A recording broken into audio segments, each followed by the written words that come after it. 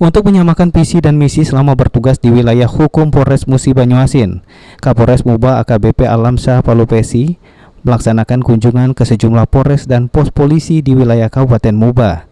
Dengan didampingi oleh sejumlah pejabat internal Polres Muba, Alamsyah mengatakan jika kunjungannya ke sejumlah pos polisi dan polsek tersebut untuk mengenal anggota dan jajarannya lebih dekat, agar bisa melaksanakan perintah dan tugas yang ia amanatkan berjalan sesuai perintah dan harapannya untuk melayani masyarakat Muba.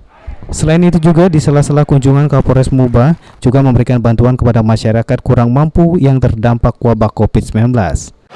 Alhamdulillah di Polsek Babakan ini adalah kunjungan yang kelima sejak saya menjabat sebagai Kapolres Banyuasin. Seperti biasa ketika kunjungan saya memberikan arahan kepada Polsek sekaligus untuk saling silaturahmi untuk lebih mengenal lebih dekat lagi kepada anggota-anggota yang ada di Polsek.